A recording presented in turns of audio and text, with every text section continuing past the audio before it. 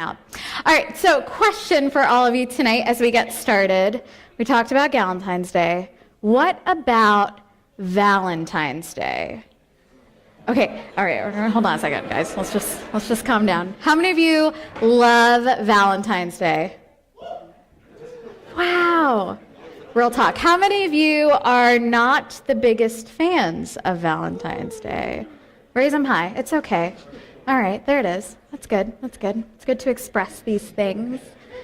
I personally love Valentine's Day. I recognized walking in tonight, I'm wearing black, which probably is not the right color to be wearing. Should have worn pink or something. Thank you.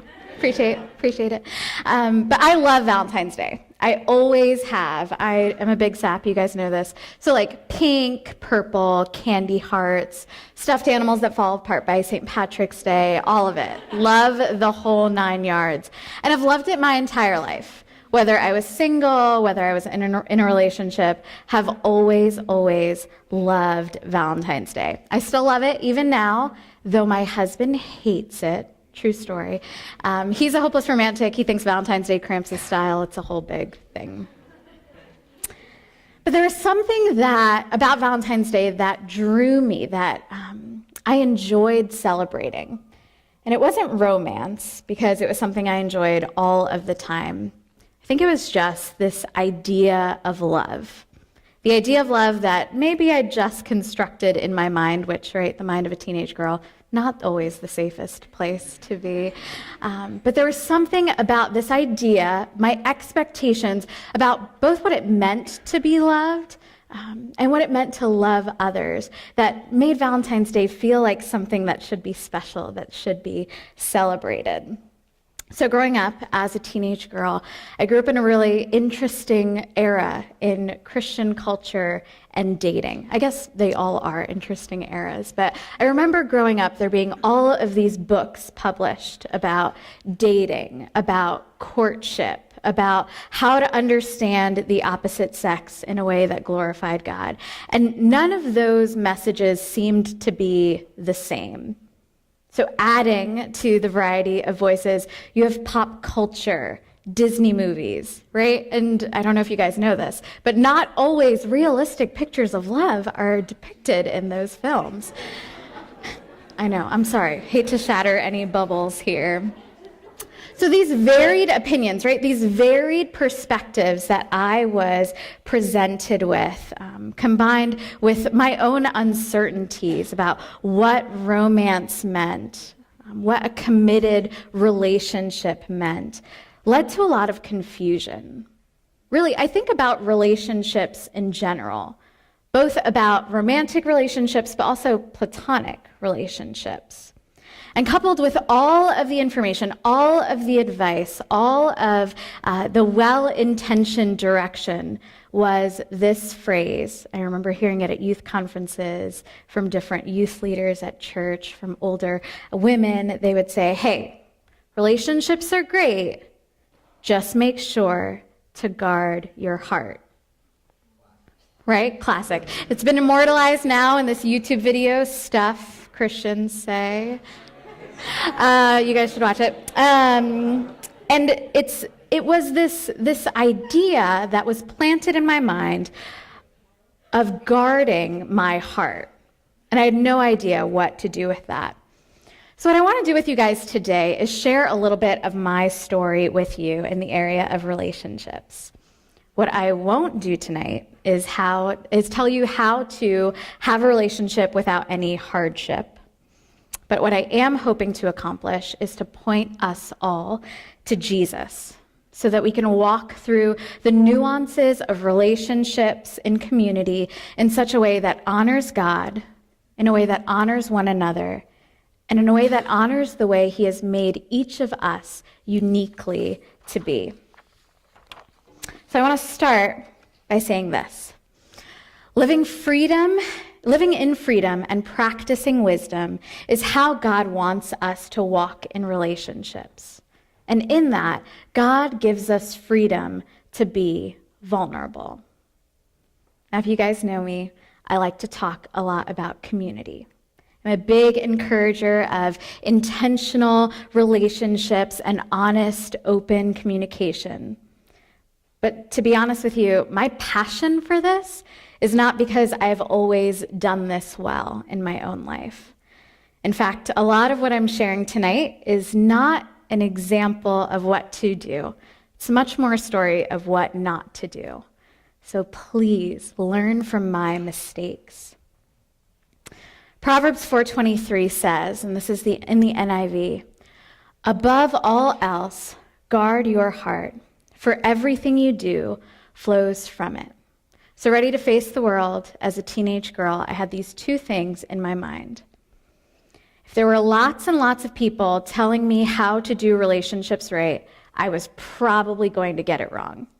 So fear and anxiety already reigned and ruled in my heart in this big nebulous area of both friendships and romantic relationships. And coupled with this was a mandate that I didn't fully understand that told me, above all else, be sure to guard your heart. So, guard, right? It made me feel like there was something to be feared. Make sure your defenses are up. Walls up, be ready to block. There's another translation that says, "Keep your heart with all vigilance, for from it flow the springs of life." And without a lot of understanding, without guidance in what that meant, I did keep my heart, but I kept it close to myself. I didn't let a lot of people in. I didn't share things that were closest to who I was, my sense of identity, calling, purpose. I would not be vulnerable with many, if with any. I feared letting my guard down. I feared what would happen if I shared something that was close to me. Sometimes I think it's easy for us to confuse fear as safety. If I'm paranoid about something, nothing bad will happen to me. If people can hurt me, I'll just steer clear over here and keep myself safe in that way. But being afraid of letting people in might not actually be the safest thing for us. In fact, it might be keeping us from the many wonderful blessings of knowing other people, of being spoken into, of having life poured into you as you pour your life out into others. C.S. Lewis, in his book, The Four Loves, famously says, "To love at all is to be vulnerable. Love anything, and your heart will be wrung and possibly broken. If you want to make sure of keeping it intact, you must give it to no one, not even an animal. Wrap it carefully round with hobbies and little luxuries. Avoid all entanglements. Lock it up safe in the casket or coffin of your selfishness. But in that casket, safe, dark, motionless, airless, it will change. It will not be broken. It will become unbreakable, impenetrable, irredeemable. To love is to be vulnerable." Fear is not safety. Living a life of solitude based in fear is not what God has intended for his people. The truth is, we live in the midst of a broken world, and God is making all things new through his son, Jesus. He will make all sad things untrue. But look around us. The reality of the world that we live in is that there is brokenness. There is plenty that threatens our hearts. But God is not deaf or blind to the brokenness. He gives us himself in the midst of our daily realities. Over and over again throughout the story of the Bible, God tells us not to fear, but instead to trust in him.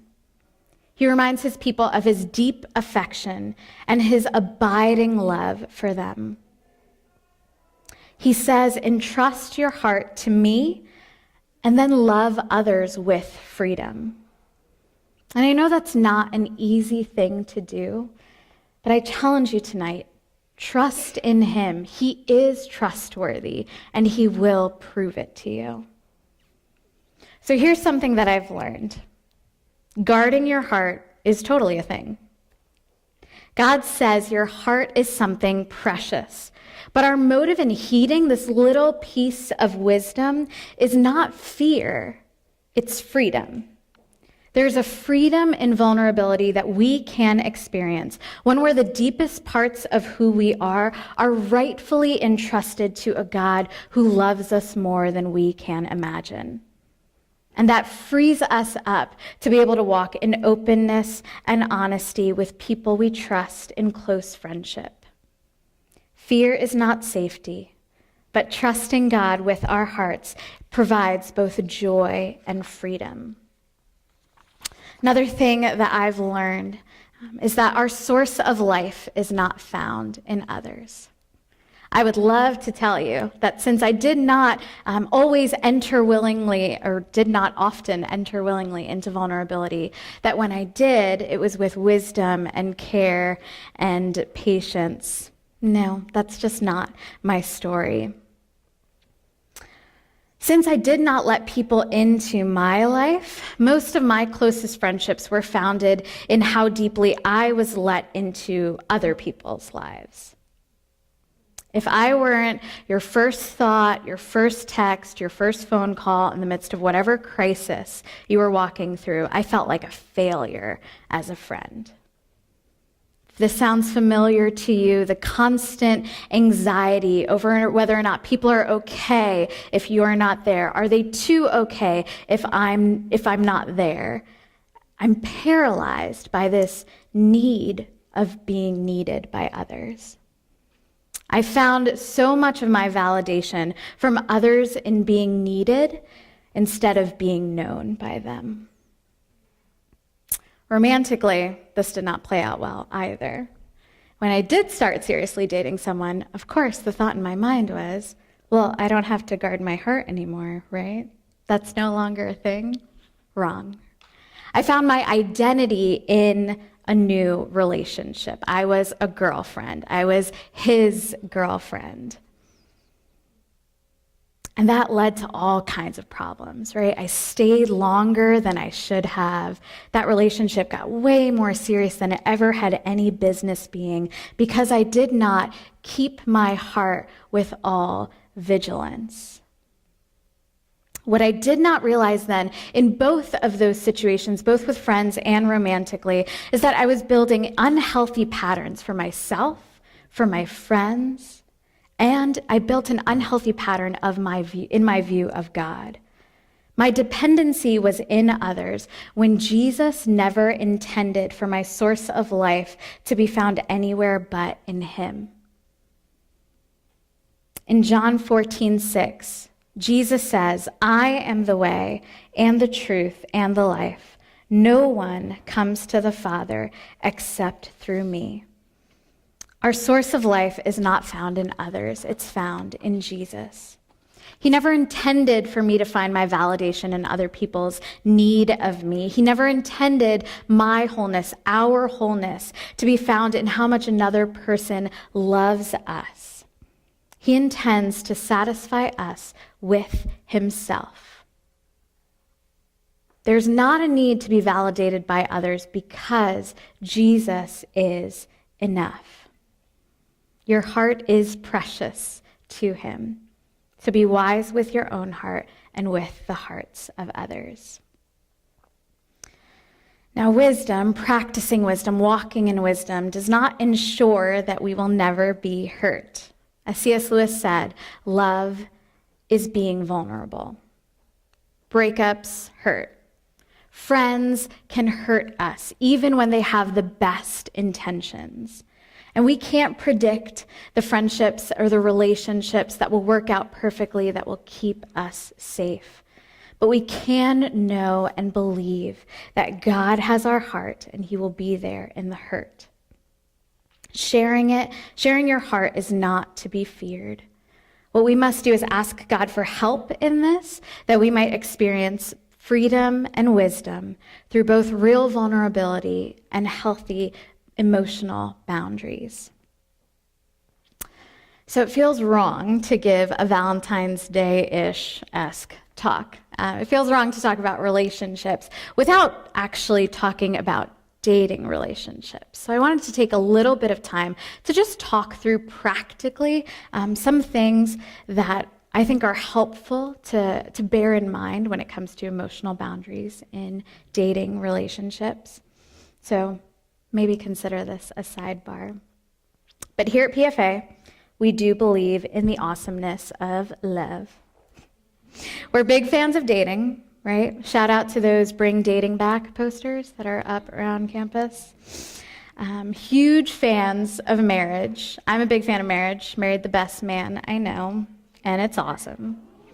You guys. And I believe that God loves marriage, right? He instituted this thing to point us to himself. And we believe that there is a sacred emotional and physical intimacy that is reserved for marriage. But let's just be real. Reserving those things is not always easy.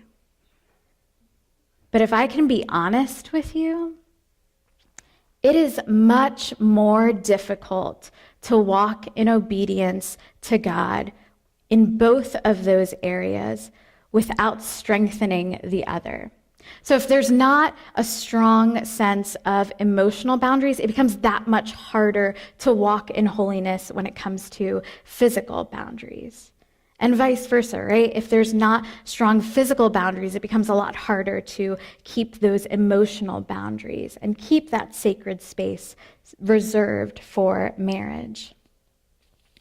So share who you are, share what it means to know you, and know your significant other. Be a good girl or boyfriend who genuinely cares for the other person and cares well for respecting those boundaries.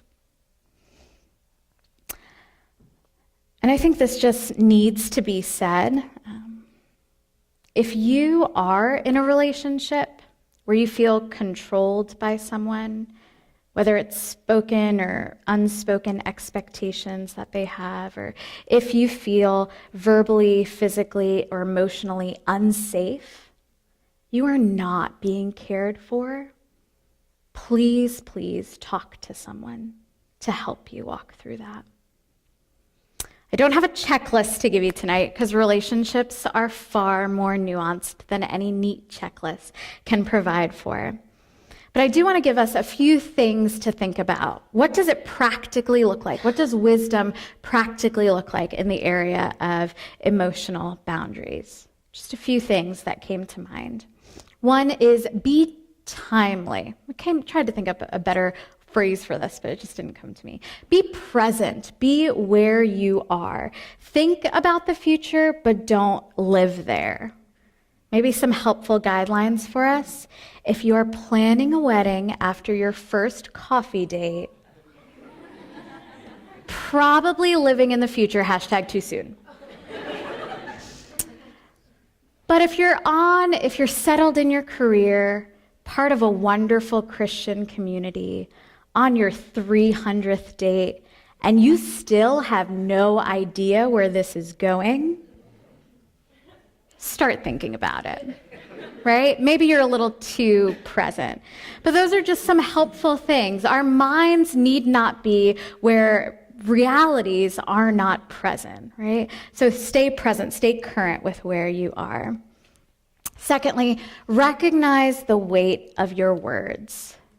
Speak with integrity, speak with honesty, and speak with care.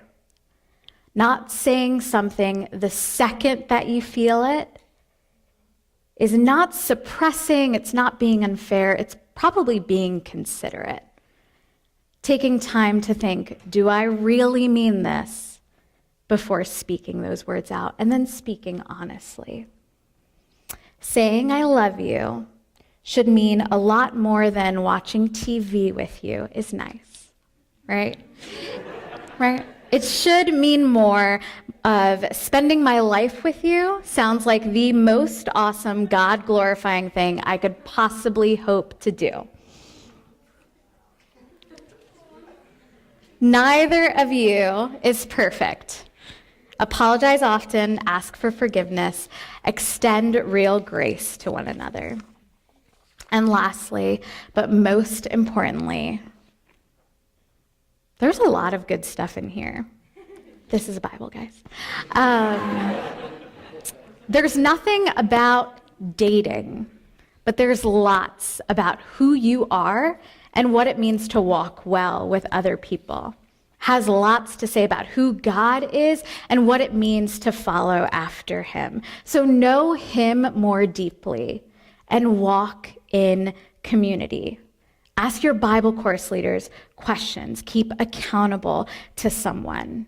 Romance is hard to navigate, feels like the understatement of the year. So don't navigate it alone. Sidebars back. Writing this talk was a lot harder than I originally anticipated for multiple reasons. I was talking to Maria a few days ago, and I told her, I was like, listen, I really did not like dating. Like, really did. I loved being single.